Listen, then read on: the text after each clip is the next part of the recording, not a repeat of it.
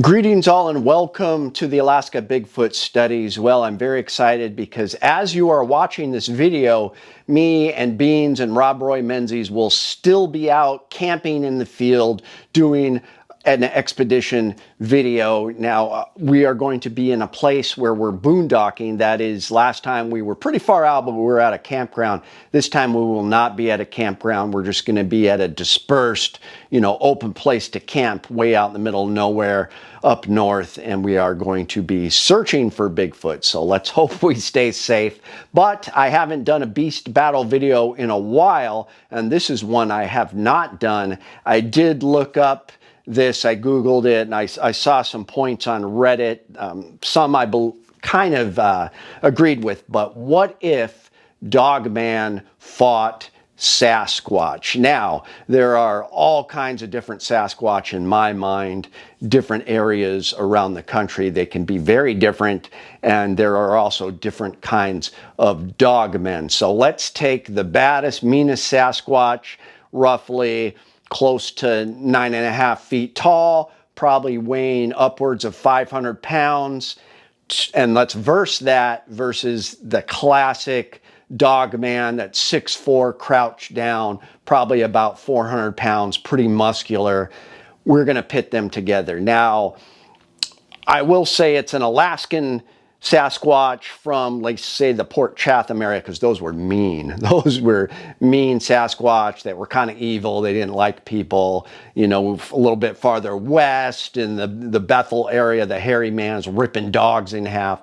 Not a nice creature. And of course, Dogman is always nasty. Now, it won't be Dogman from the Southwest United States, because if I said that there was a werewolf-like creature in, the Four Corners, Utah, New Mexico, Colorado area, I mean, that would kill anything. That's just pure evil. I won't even say the name of what that creature is. So we're not talking about like that. We're talking about maybe a big Dogman in Michigan or something, which is a werewolf-like creature that typically doesn't shapeshift back to human form, but is just living like a werewolf.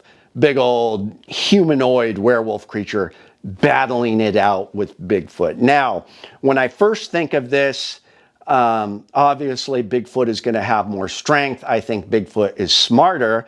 I think the Dogman has more instinct, and it's all it eats is meat, while the Bigfoot will eat plants or whatever it can forage.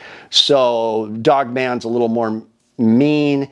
It's a little more evil, but just if you were just taking a straight up physical Dogman that size and a Sasquatch that size, the Sasquatch would rip the Dogman limb from limb. The Dogman would get some scratches in, because if you've ever tried to bathe a cat, it can twist around. It's got, the 4 sets of claws.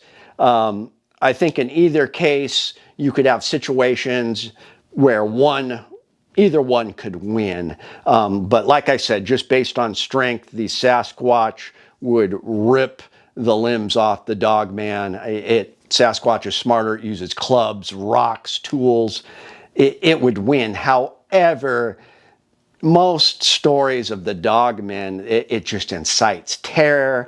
It just incites fear. It is more of an evil spiritual creature, which sometimes we have that with Bigfoot too, but not all the time. There are some Northwest Coast Bigfoot that seem to be a little more peaceful, especially here in Alaska. If you look down the southeast area, the Bigfoot is steeped in the culture, and some of that stuff we don't even know about, but you don't mess with the Bigfoot, but it's not just going to, oh, I smell a human, I'm going to go kill you.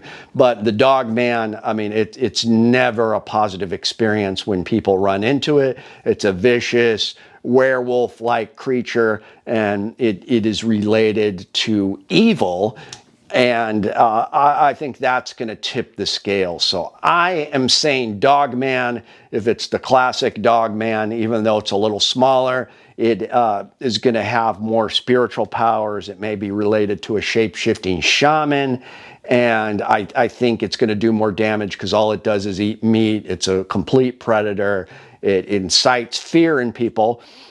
special abilities. I think the Dogman is able to transform to mist, and we've heard stories of stuff like that. Of course, Bigfoot in certain areas is able to do that too, disappear, camouflage itself, sometimes shock creatures with sound waves or electric shocks. And I'm starting to kind of get into some of the Nephilim theory, which would cover both Dogman and Bigfoot. They could come from the same family here. I'm not completely sold on it, but I like a lot of the points of that camp. Some of it makes a lot of sense to me, so I'm still exploring that, but I'm going to have to say Dogman. Absolutely, Dogman is just going to slash, has bigger fangs, and it is going to beat the Bigfoot because it's meaner and it's more evil.